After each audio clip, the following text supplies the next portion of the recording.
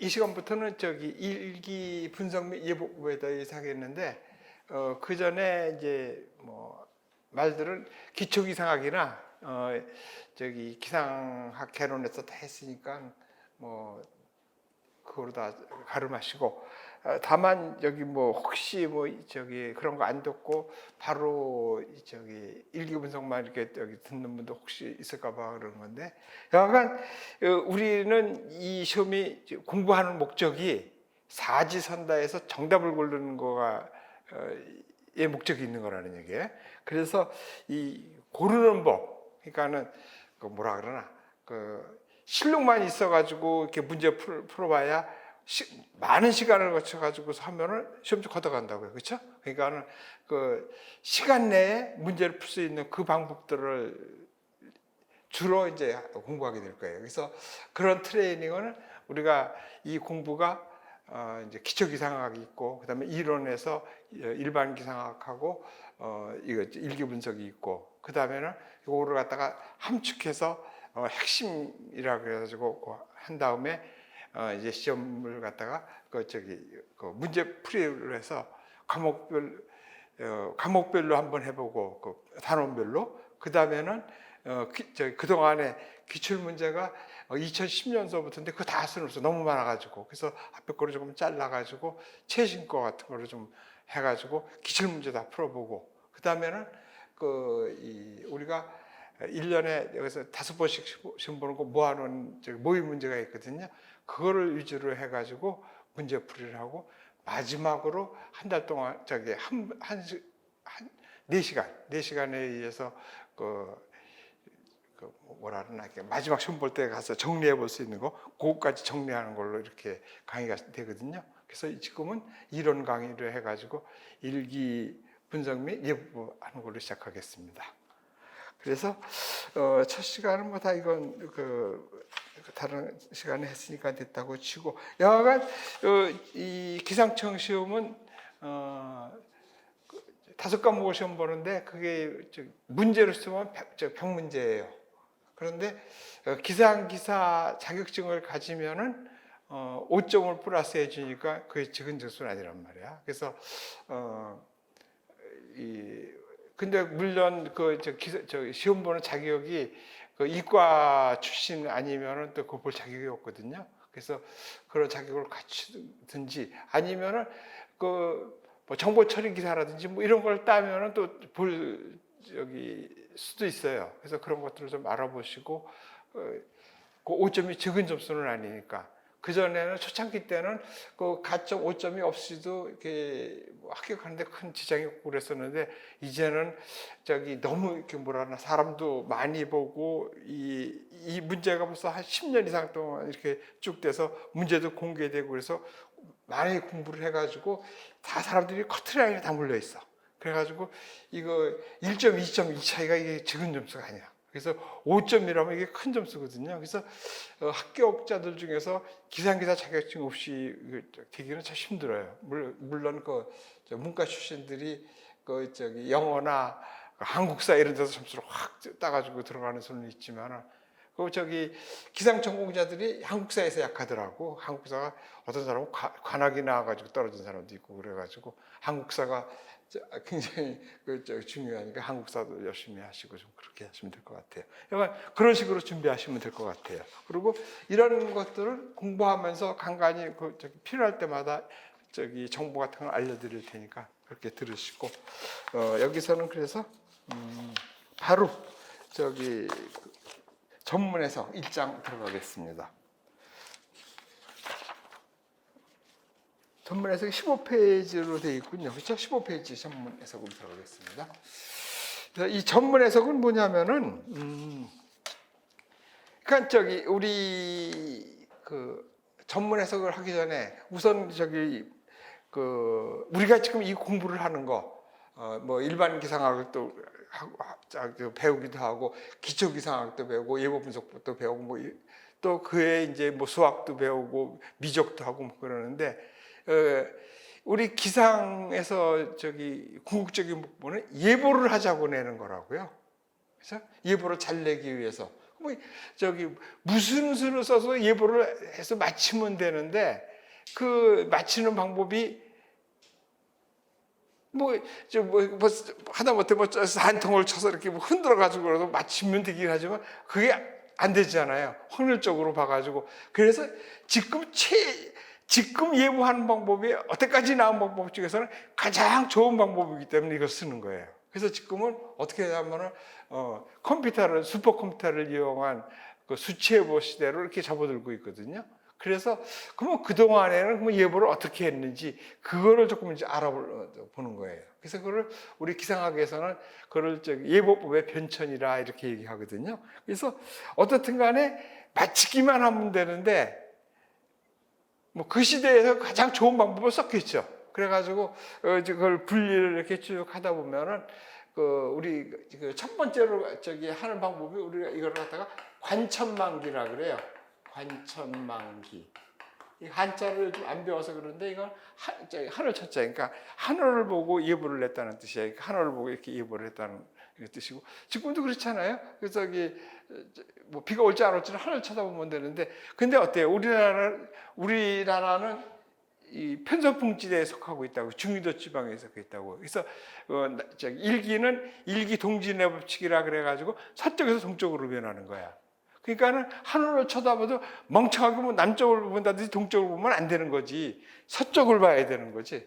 그 서쪽에 있는 일기가 동쪽으로 이렇게 진행해 가는 거란 말이에요. 그래서 여간 관천만기도 보는 방법이 있다는 뜻이라는 얘기예요. 그래서 그 예보를 하는 방법 중에서 가장 초창기 때의 방법을 하늘을 보고 예보하는 방법이라서 이걸 관천만기라 하는데 이 역사가 제법 긴 거예요. 그래서 뭐 여러 가지 학설이 있고 하지만은 좀 정설로 본다 그러면은 청동기 시대 이때부터 되지 않겠느냐. 그러니까 즉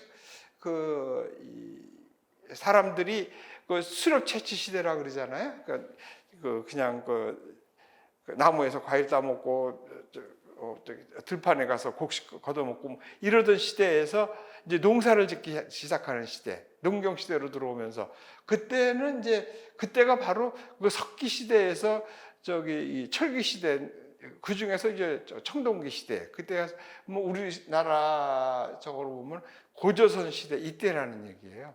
그때만 해도 벌써 문명이 발달하고 이지가 다 있고 그러던 시대거든요. 그래서 그때라고 볼 수가 있어요. 그래서 그런 거를 어떻게 아냐 그러면은 당군 얘기들 이렇게 쭉 보면은 당군에서 주위에 있던 사람들이 보필하던 사람들이 그러니까 조선 시대로 말하면은 영의정, 뭐 자의정, 우의정 했던 사람하고 같은 거죠. 그게 뭐 운사, 우사, 뭐 풍백 이런 식으로 했잖아요. 그게 보면 날짜하고 관계되는 거예요. 당연하다고 볼 수 있어. 그러니까 그 당시에는 국가건 부족 상태고 이렇게 보면은 지금 현재 스타일의 관점으로 보면은 국부 그러니까 GDP가 총이 뭐냐면은 농산물 거둬들이는 거가 국부를 쌓는 거에 최고라고요. 그거는 날씨하고 직접 아주 연관이 돼 있잖아요. 날씨가 나쁘면 농사. 그때가 우리 수렵 채취에서 농경 시대로 들어왔을 때니까는. 그때 뭐 지멋대로 씨 뿌리고 지멋대로 했다가는 농사 다 망치잖아. 그래서 누가 좀 아는 사람이 해서 야 지금 씨 뿌려라 그러면 씨 뿌리고 지금 와서 모내기 하고 뭐 해라 뭐 문제 가서 뭐 해라 뭐 하라 그 사람 말 들으면 잘 되는 거예요. 그렇죠? 그런 사람들이 높은 직위에 올라갔다는 소리야. 그러니까는 전부 다 기상에 관계되는 사람이 했었다는 건 당연한 얘기야. 그러다가 농사가 망쳐고 그러면 죽을 수는 없잖아. 옆부락 가서 털고 그럴 때 그때도 아무 때나 가서는 안 되잖아. 날씨를 잘 봐가지고 하고 전쟁에서도 그런 거 나오잖아. 최근에 노르만디 작전 상륙 작전도 기상전경을 낮춰 잡고 그랬다는 얘기가 지금도 나오고 있잖아. 그리고 적벽대전 같은 거 이런 거 봐도 전쟁하고 기상하고도 뛸 수 없는 거 갖고 있잖아요. 그러니까 그때도 마찬가지예요. 여기 어디 쳐들어가려도 그냥 소리 내고 쳐들어갔다가는 안 되잖아. 조용히 들어가고 비가 막 오고 오는데 그런데 쳐들어가면 되겠어요? 그러니까 그런 거 날씨 보고 그런 것들이 다 국가 정책을 정책을 정하고 이런 사람들이 다 기상에 관련 사람들을 했다는 소리. 이제 지금은 기상청에서 그냥 모든 정보들을 그냥 주고 하다 보니까는 저기 정부 부처 중에서도 기상청이 제일 힘이 없는 부처로 되겠지만 그 옛날에는 그렇지 않았다는 얘기예요. 그래서 이런 시대를 우리가 관천만기 시대라 그러는 거예요. 그래서 이럴 때에 예보를 냈던 그때는 그러니까 예보가 굉장한 그 뭐라 그러나 그 지금 지적 재산이란 말이야. 그래서 이거 함부로 알려주지 않고 자기네 가문 이런 데로만 이렇게 뭐 전해지면서 저기 이송되고 막 그랬겠지. 그래가지고 그런 그 예보의 비법들이 지금은 이제 그 일기속담으로 나와 있는 거예요. 그래서 그 중에서도 이제 뭐 과학적인 것들이 가끔가다 시험에도 나오잖아요. 그 뭐 이 제비가 낮게 날르면은 뭐 날씨가 나빠진다. 그건 왜냐하면 기압이 낮아지니까 벌레들이 저기 밑으로 내려와 있거든요. 그래서 그 벌레를 잡아먹기 위해서는 제비가 낮게 날르고 뭐 그런 것들이에요. 뭐 밥그릇에서 밥알이 뭐 이렇게 잘 떨어지면은 뭐 날씨가 좋으니 뭐 나쁘니 뭐 이런 것들 다 그런 것들이 되고 또 뭐 저기 아침에 무지개가 배느냐 밤에 무지개가 배느냐 뭐 이런 것들이 다 과학적인 근거를 가지고 있는 얘기라서 지금도 근거가 되는 것들은 그 일기속담이라 가지고 저기 지금도 회자되고 있고 그런 것들이 정리된 책도 있고 막 그래요. 특히 뭐 저기 기상캐스터들이 그런 걸 많이 저기 책을 보선해가지고 뭐 할 때 많이 응용도 하고 막 그러잖아요. 그런 시대를 관천만기 시대라 그래요. 특히 뭐 어업 같은데 농업 같은데 특히 많이들 이용되고 막 그랬어요. 그래서 이런 것들도 혹시 모르니까는 뭐 순서대로 했을 때 이렇게 좀 익혀두면 좋겠어요. 그래서 이거는 관천만기 시대라 그래요. 그러니까 이때 예보는 뭐냐면 예보관이 주관을 갖고 자기 그러니까 다른 예보관이 바뀌면 예보가 확 틀려지는 거지, 그렇죠? 그러니까 예보를 잘 내는 예보관이 있고 못 내는 예보관이 있고 완전히 예보는 자기 주관적으로 내는 거예요. 그래서 그러면서 이제 지금 우리가 그래서 현대에서 그 예보를 추구하는 거는 객관 예보라 그래가지고 뭐 어떤 예보관이 내도 비슷한 예보가 낼 수 있는 이런 거를 지금 우리가 추구하고 있는 거거든요. 그걸 우리가 그걸 객관 예보라고 하는데 그 당시에는 완전히 주관적인 예보죠. 그러면서 이제 좀 근거를 갖고 이제 시작하는 거는 최근의 일이야 어떻게 보면은. 그래가지고 두 번째 시대를 우리가 이거 측기 시대라 그러거든요. 측기 시대, 관천만기 시대, 측기 시대. 이 측기 시대를 문을 열었다 그럴까 시초가 된 사람은 그 토리첼리예요. 아주 그 획기적이었었거든요. 그리고 그때 되는 것들이 많이들 지금도 남아져 있고 막 그래요. 그래서 뭐냐면은 우리가 많이 봤겠지만은 이 토리첼리가 그 수은을 갖다가 한 1m쯤 되는 관에다가 이렇게 가득 채서 거꾸로 놓고서 이렇게 봤더니 한 76제쯤 돼서 이렇게 서 있어가지고 이렇게 되는데 날씨가 나쁘면은 그 수은지기 조금 내려가고 날씨가 좀 올라가고 그러거든요. 그래가지고 보면 보통 76cm 근처에가 이제 평일에 있다는 소리야.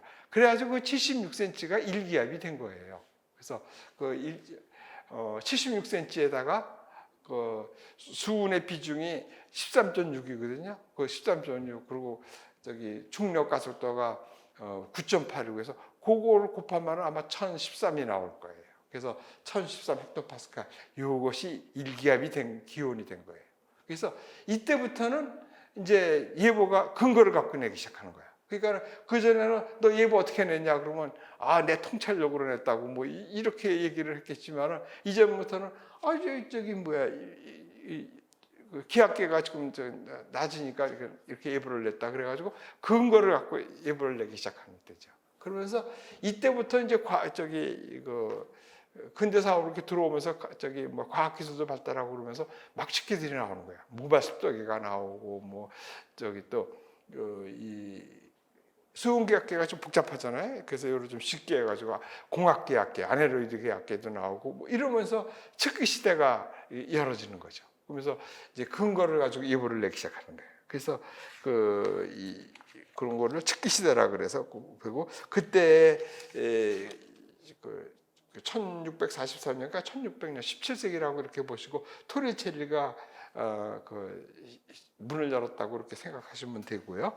그 다음에 시대는 뭐냐면은 이제 그 일기도 시대예요. 일기도 시대.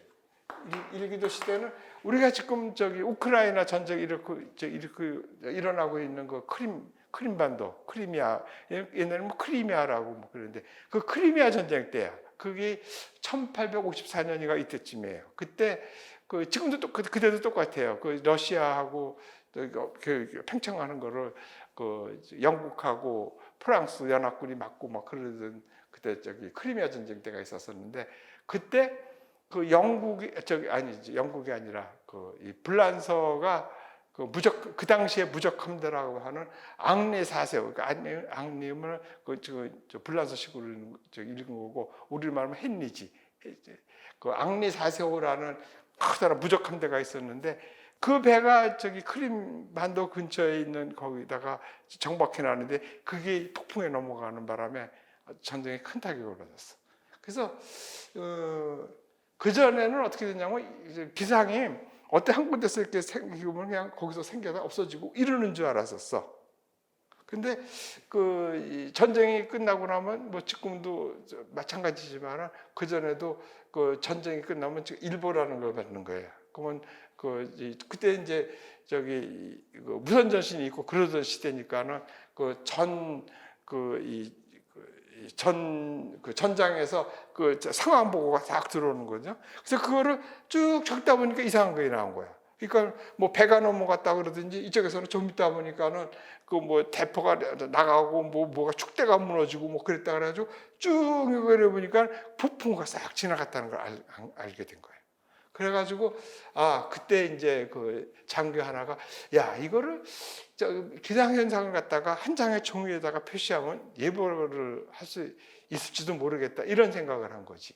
그러다가 전쟁이 끝나고 나서 불란서에서 그때 이제 무선 전신이 됐다 그랬잖아요. 그리고 대항해 시대가 되고 뭐 이래가지고 그 선박들이 지금 많고 막 그러던 시대거든요. 그래서 그 선박 회사들이 각 곳에 이렇게 퍼져 있는데 그때 보던 상황들을 연락해 주면 그걸 여기서 폭풍우 같은 것이 생겼다, 태풍이라든지 뭐 이런 게 생겼다 그러면 그런 것들을 쭉 적어가지고 방향을 정하고 해서 어디로 갈 거를 알아가지고 그걸 미리 알려주고서 돈을 받는 그 민간 기상회사가 처음으로 불란서에서 생겼다는 얘기예요. 그러면서 그때 굉장히 호황을 보고 그랬었대요. 그 당시에는. 그래서 그런 때가 시대를 갖다가 한 장의 종이다, 그러니까 일기도를 그렸다는 거지. 지도에다가 기상을 표시한 걸 갖다가 우리가 일기도라고 이렇게 얘기하는 거예요. 그래서 일기도라는 것이 그때 나온 거예요. 그래가지고 일기도 시대가 열게 된 거예요. 그래서 일기도 시대에서 예보를 잘 내는 방법은 뭐냐면 일기도를 잘 그리는 거예요. 일기도를 잘 그리려고 그러면 관측이 잘 돼야지 돼. 그렇죠? 그래서 이제 문제가 생긴 거죠. 관측이 또 아무리 잘 되면 뭐래? 왜냐하면 일기예보는 내가 우리나라의 근처에 있는 그런 관측소에 있는 관측 자료가 잘 돼가지고 관측이 잘 돼서 알려주면 그거 갖고는 안 되는 거 아니야.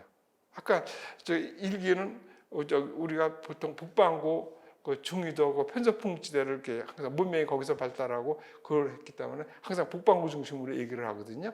그러면 거기서는 일기 동진의 법칙에서 나보다 서쪽 자리에 있는 자료를 알아. 근데 그쪽에 언어가 틀리고 뭐 이러는데 그 자료를 나한테 알려줄 수가 없잖아요. 그래서 이거를 어떤 방법이든지 나한테 알려주는 방법이 있어야겠다는 거지. 언어가 틀리고 관측하는 방법도 틀리고 그러니까 이거를 같은 방법을 하는 방법이 있어야겠다는 것이 생긴 거예요. 그래서 나온 것이 전문이 지금 작성하게 되고 우리가 배우는 전문을 배우려고 그러는 거예요. 그래서 그렇게 해서 이제 일기도 시대가 이렇게 돼 있는데 문제는 그 다음에 이제 되는 것이 뭐냐면은 이것만 가지고는 조금 그래. 그러면서 지금으로부터 한 100년 전쯤, 100년이 조금 이제 넘었네 이제는. 그래가지고 그때의 유럽에서는 그걸 노르웨이 학파라기도 하고 뭐 그러는데 기상하는 사람들이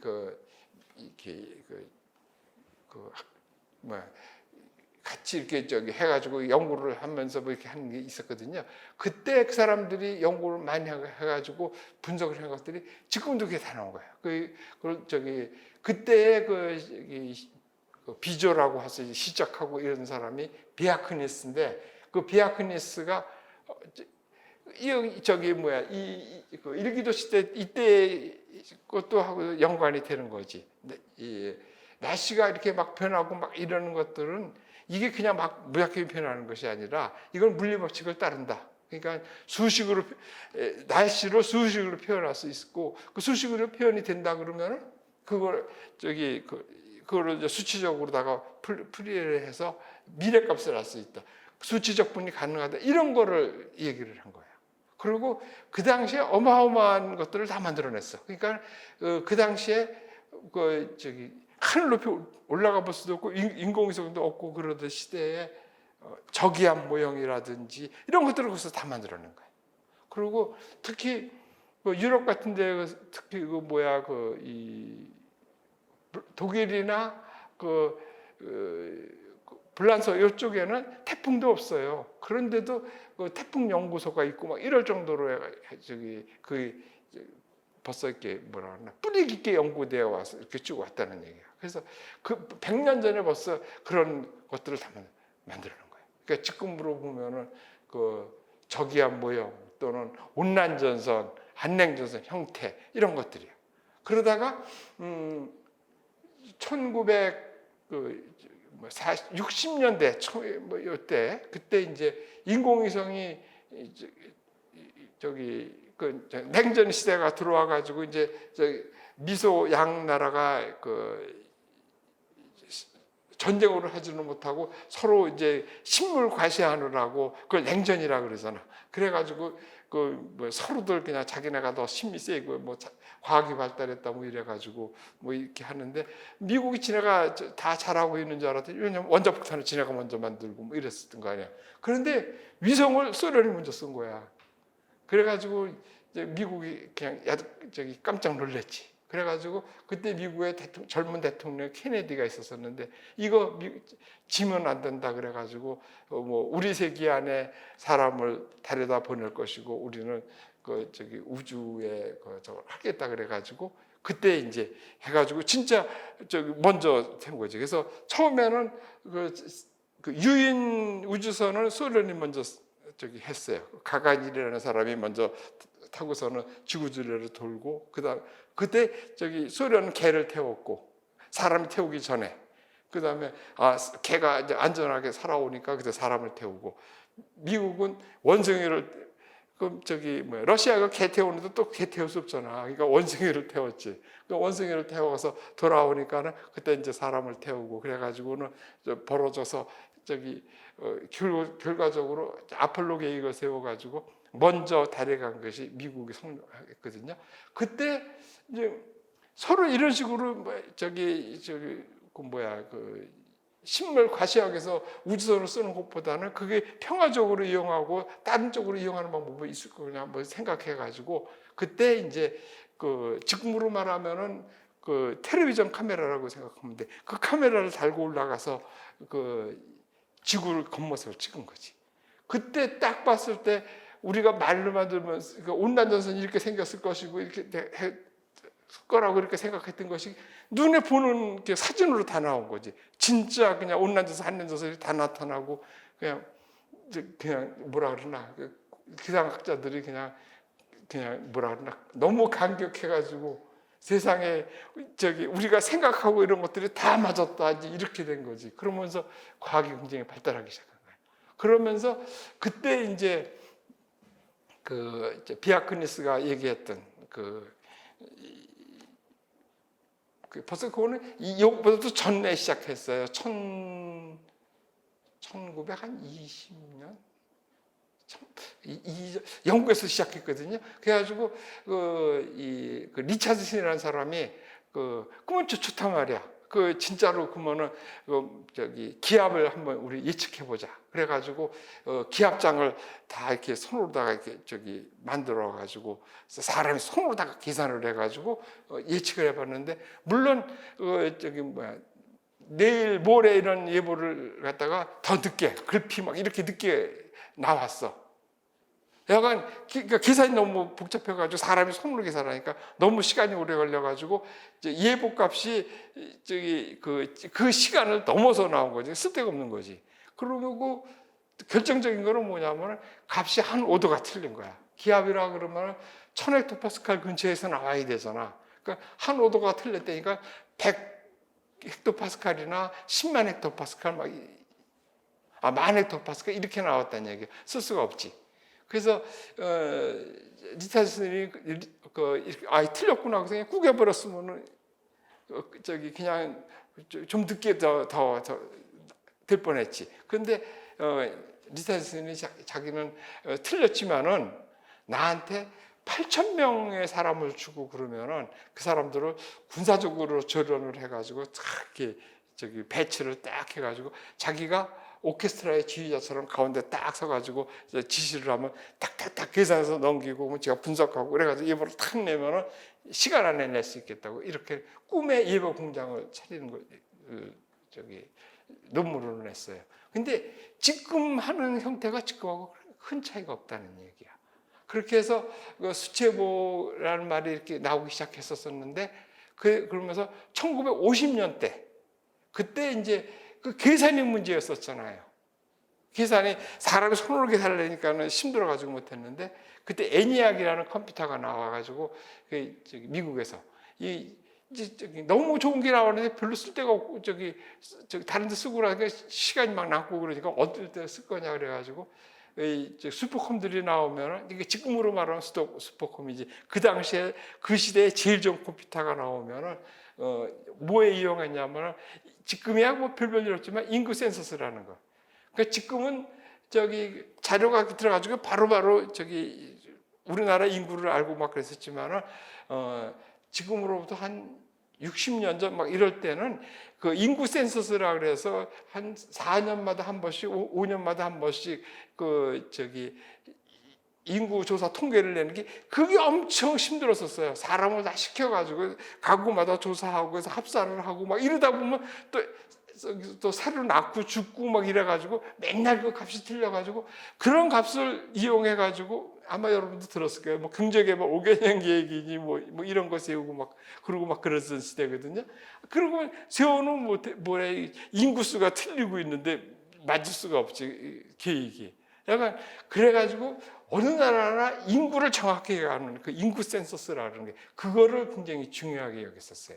그거하고 그 다음에는 기상 자료를 이용하는 거. 그때 이제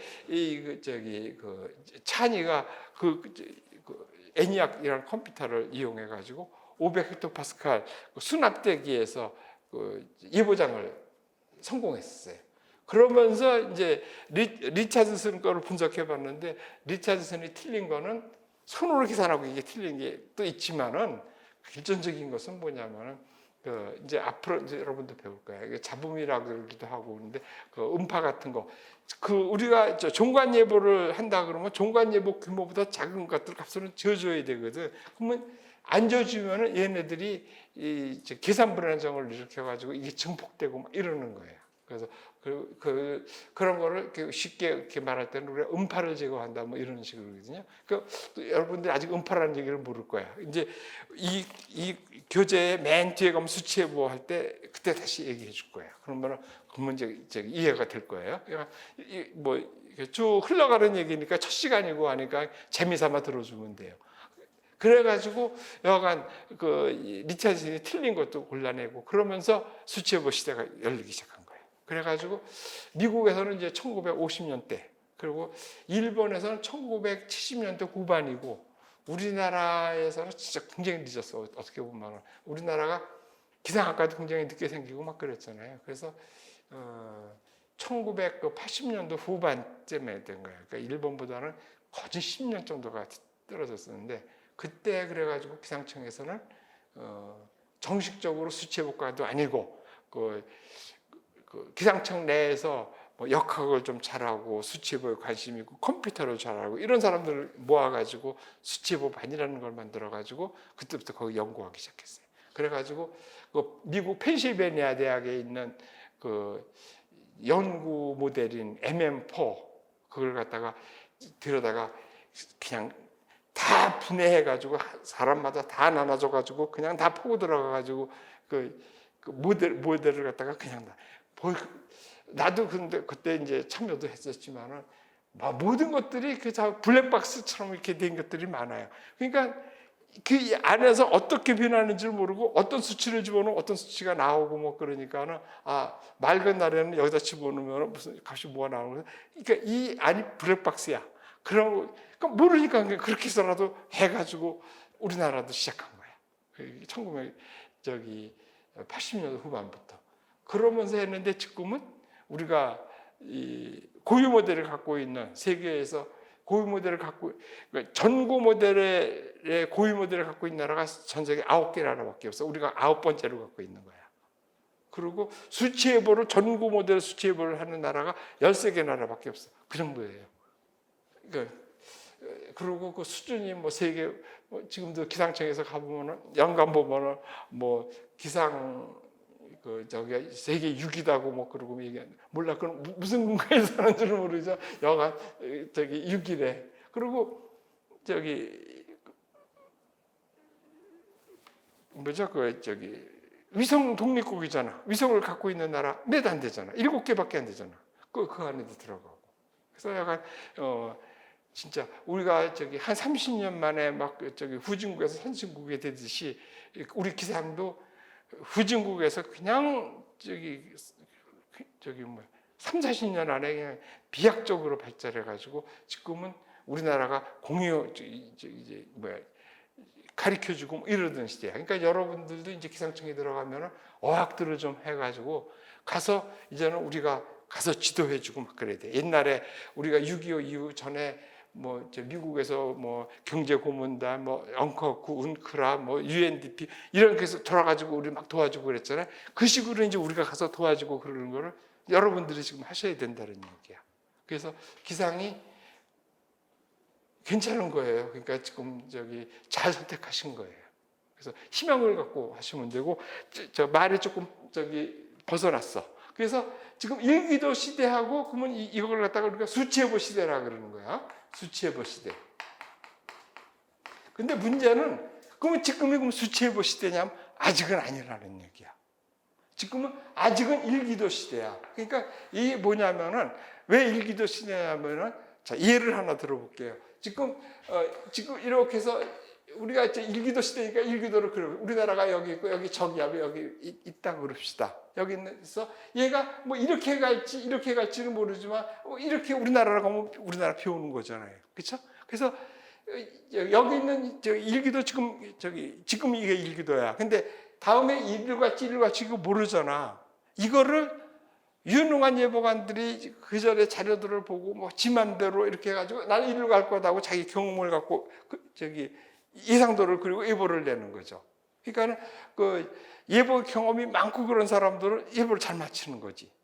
근데 예보 처음 하는 사람들은 얘가 이리로 갈지 잘 모르잖아. 이거 예보를 많이 해서 이거 여름철에는 이쪽 가고 겨울철에는 이쪽 가고 이런 것들을 다 하잖아. 서울역이 늦고 빠르고 이런 것들이 다 있잖아. 그래서 이게 어려우니까는 그 당시에는 그래서 이게 보통 이제 우리 그 수치예보 바로 직전에는 어떤 거를 했냐면 500헥토파스칼 일기도가 이렇게 뭐 고지역이하면 이렇게 되고 있잖아. 얘를 팔로 본 거야.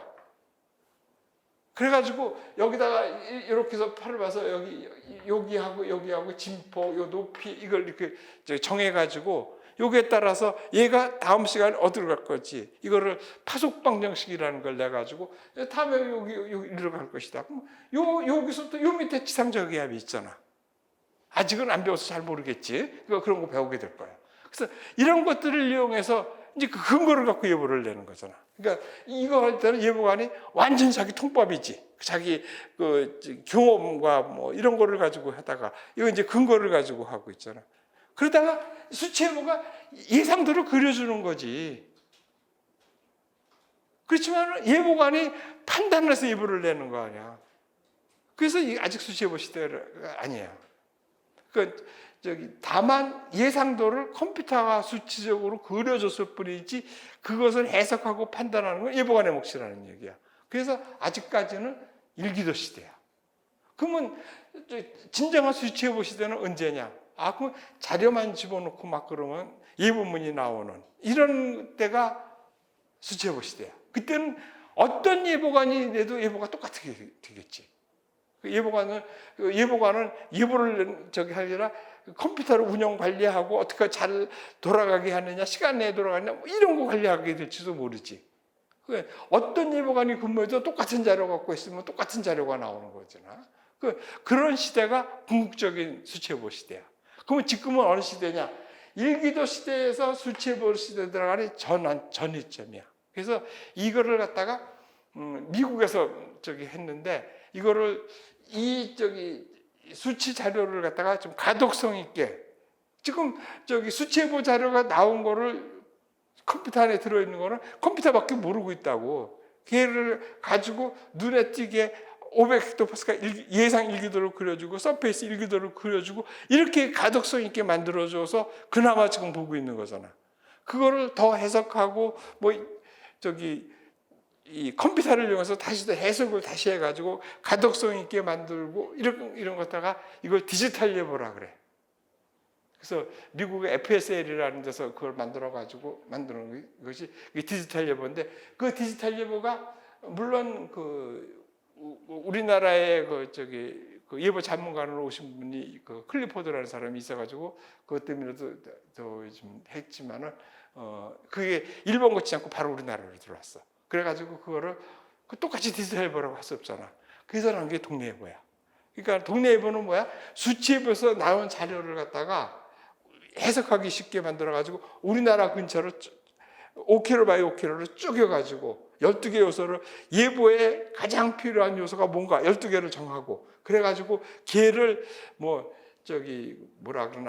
이 가독성 있게 해가지고 시계열로도 나타내고 분포도로도 나타내고 또 이렇게 해가지고 만든 거 이걸 갖다가 우리가 동네 예보라 그래. 뒤에 가서 우리가 배우게 될 거야.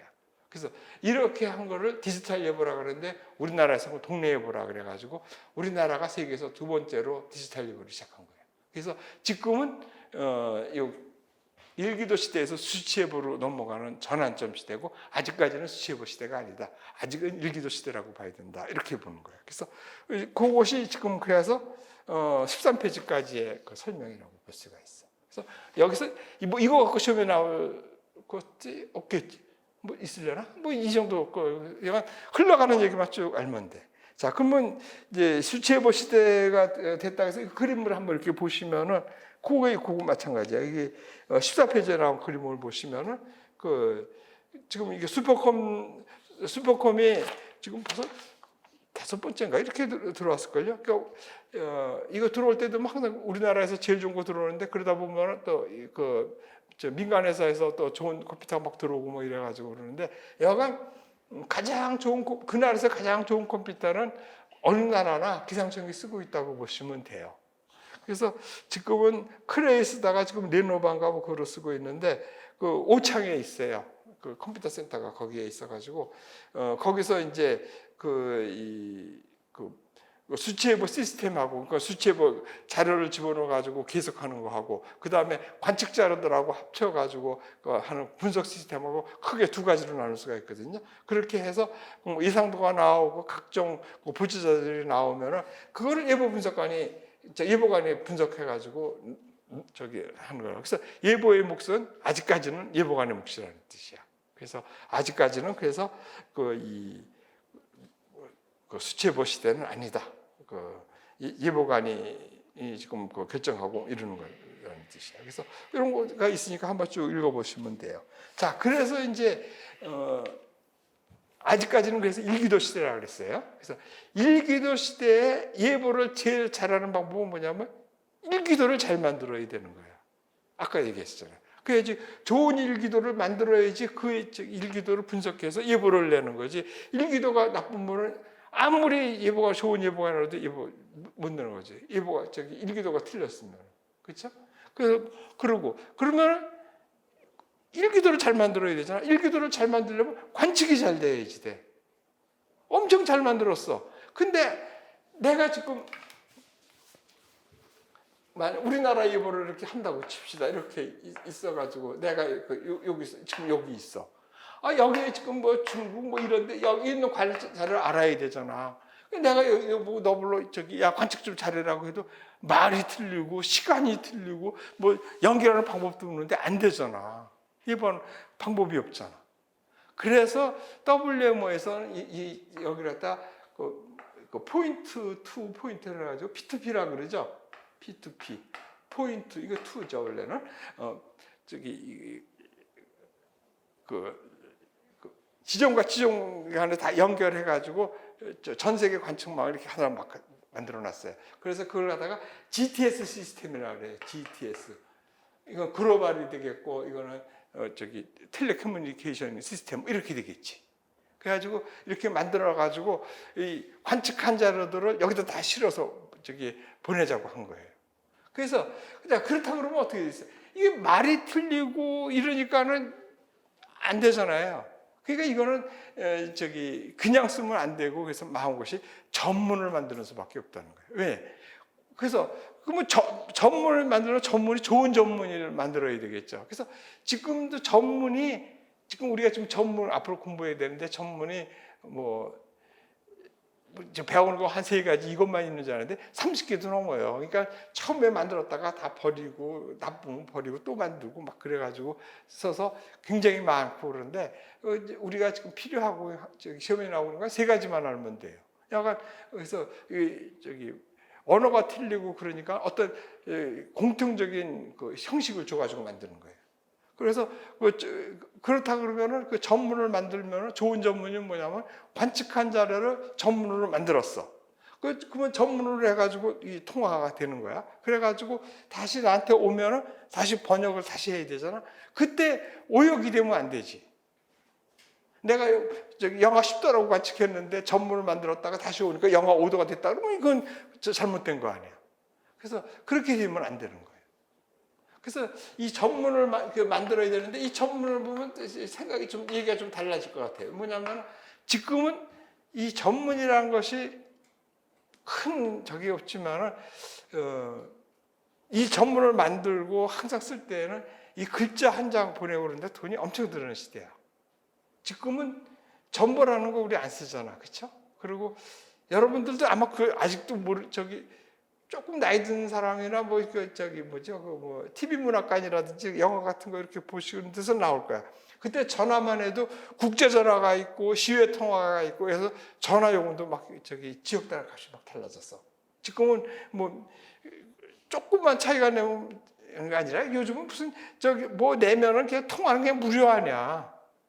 오히려 동영상이 가는 게 자료가 많아서 돈이 되지 음성 가는 거는 돈도 안 받잖아. 그냥 무슨 영화 내면 그냥 다 해주고 막 그러잖아. 그전에는 시내 통화하고 시외 통화만 해도 돈이 엄청 비쌌어. 국제 통화 엄청 비싸. 해외 나가서 집에서 전화 한번 걸려면 시간 싸우면 빨리 할 말만 하고 막 이러던 시대야. 그리고 더 급하고 막 그럴 때는 전보라는 거죠. 그러면 글자 한자 치고 이거는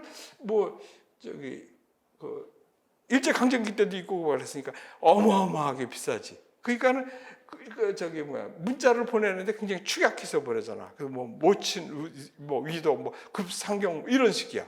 그러다 보니까는 받은 사람이 그때는 글자도 모르는 사람도 많은 시대 아니야. 보도 읽을 줄도 해석을 못하니까는 근데 누구야? 우체부가 해석해줬잖아. TV 문학 같은 거 옛날 거 보면 나오잖아요. 시골에서 전보가 오고 그러면 배달부가 가르쳐 주잖아. 이건 뭐 해서 이런 거라고 알려주고 이러던 시대라고. 글자 한자가 막 돈이 엄청 되는 이런 시대야. 그리고 이거 막 만들고 그랬을 때가 이 무선 전신이 막 되는 거야. 무선 전신 말코니 그다음에 또 요즘 전기 자동차 만든 사람은 뭐야? 그 사람이 사실은 더 먼저 했는데 말코니가 지가 먼저 특허를 내버렸지. 특허도 얘가 먼저 냈는데 테슬라. 그때 이제 이 무선 전신도 막 되고 막 그럴 시대야. 그래서 이 무선 전신하고 무선 통화하고 그 다음에는 SSB, 그 다음에 텔레타이프 이거가 주로 되는 그런 시대야. 그 전화가 양방향으로 되는 거 이거는 꿈도 못 꾸는 시대야. 어렵지. 그건 돈 많이 드는 거야. 그러니까 요 SSD는 전화인데 지금 저기 전화처럼 막 내가 떠들고 저게 떠들어서 막 들리는 게 아니라 내가 여기서 막 떠들면은 저쪽에서 듣기만 해. 그러다가 다 끝나면은 뭐 이상, 뭐 오바 이렇게 붙이면은 그때 이제 뭐 이걸 뭐 논든다든지 뭐 하면은 그때 저쪽에서 누르고 얘기를 하고 그러면은 여기서 또 듣기만 하고 다 끝나면 또 오바 그러면 여기서 이러는 거야. 아직도 이게 있어. 이게 정확하게 가고 그래서 좋아서 이거 쓰고 있어. 특히 선박 같은 데서 이런 걸 쓰고 있어.